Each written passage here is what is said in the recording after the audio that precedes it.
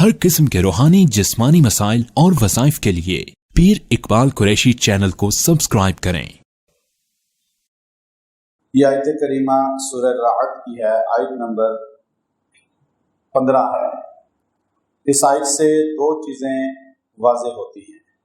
ایک تو سجدہ تلاوت ہے، سجدہ تلاوت کا شرعی طریقہ کیا ہے، احکامات کیا ہے، عام لوگوں کو پتہ ہی نہیں ہوتے اس کا۔ دوسرا، اس میں اللہ رب العزت نے ایک خاص تاثیر رکھی ہے کہ جو بالکل سرکش ہو جائے، بیرا روی کا شکار ہو جائے، آپ کا نافرمان ہو جائے، حد درجے آپ کا مخالف ہو جائے، تو آپ یہ آیت کریمہ پڑھ کے اس کے لیے خاص طریقے سے عمل کریں، جو میں اب بتاؤں گا، تو اللہ اس کو تابع کر دیتے ہیں۔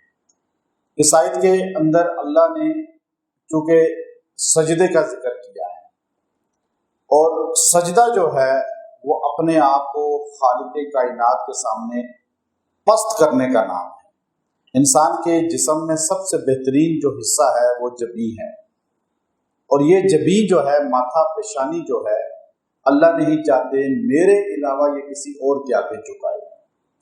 اب قرآن حکیم میں 14 سجدہ آئے ہیں۔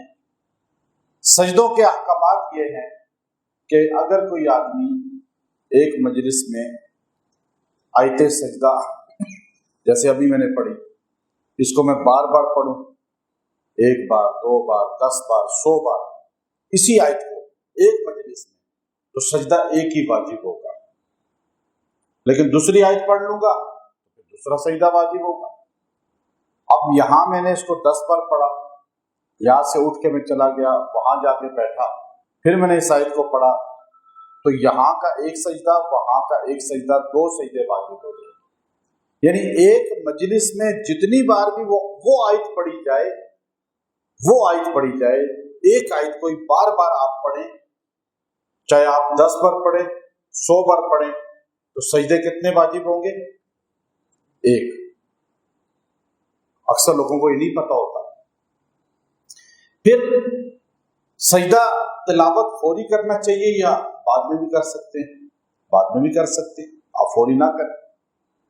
پھر سجدہ تلاوت کے لیے مکروہ ٹائم کوئی نہیں ہے، آپ اس میں کوشش کریں کہ غروب آفتاب اور طلوع آفتاب کا ٹائم اس نسبت کی وجہ سے نہ کریں، زوال کے ٹائم نہ کریں۔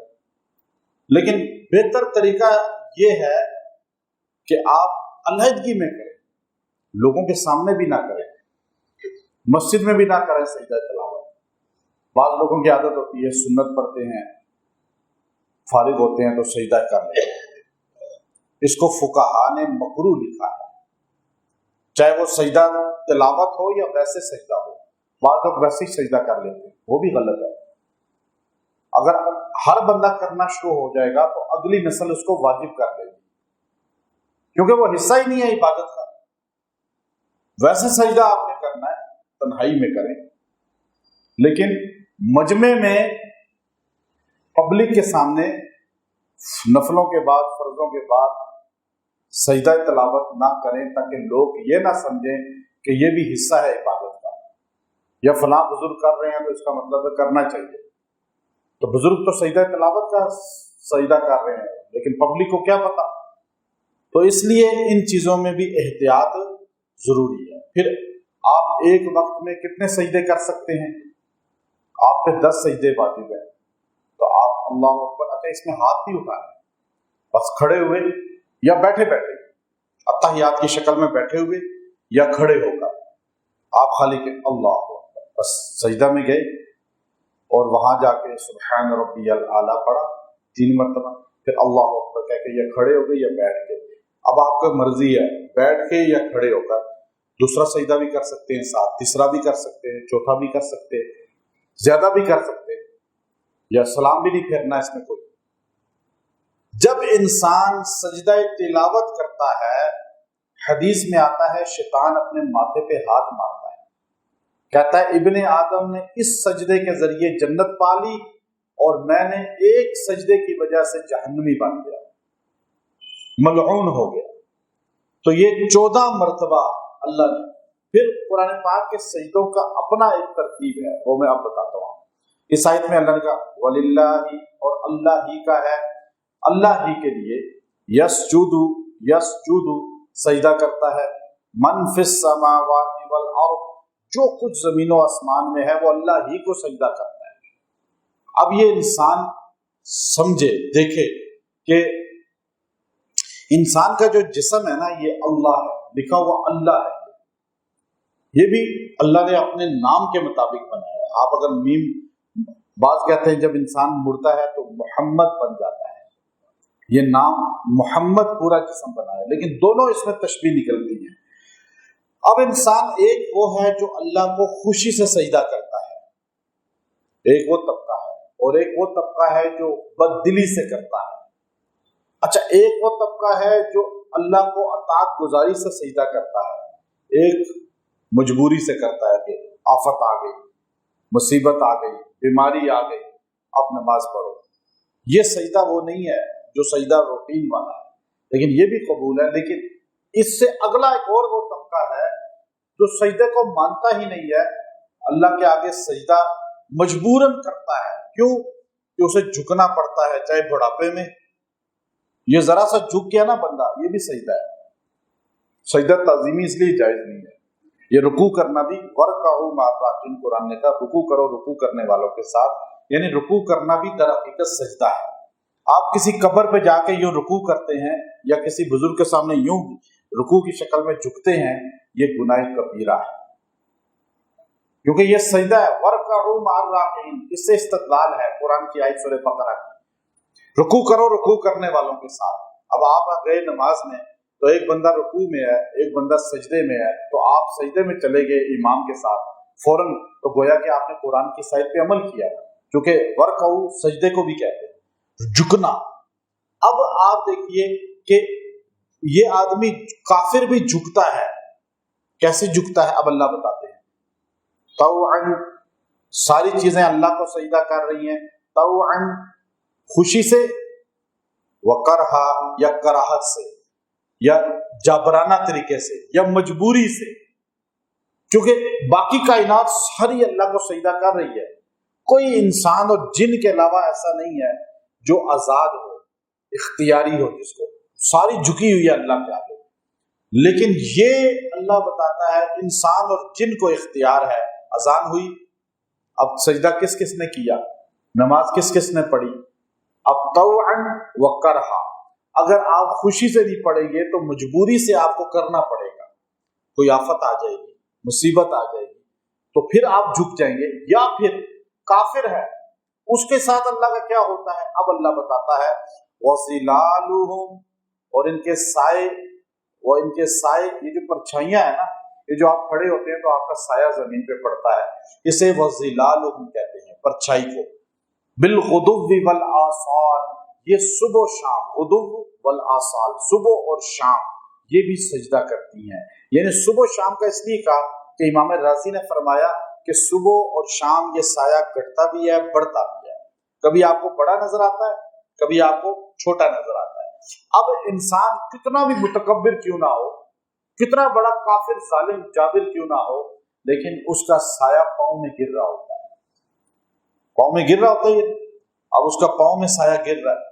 अब ये बंदा जो है, ये साया पांव में जो गिर रहा है इसका, गोया कि इसका साया अल्लाह को सजदा कर रहा है। ये है वकरहा।